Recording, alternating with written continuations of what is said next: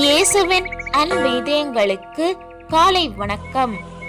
இந்த நாள் உங்களுக்கு ஆசீர்வாதமாக அமைய வாழ்த்துக்கள்.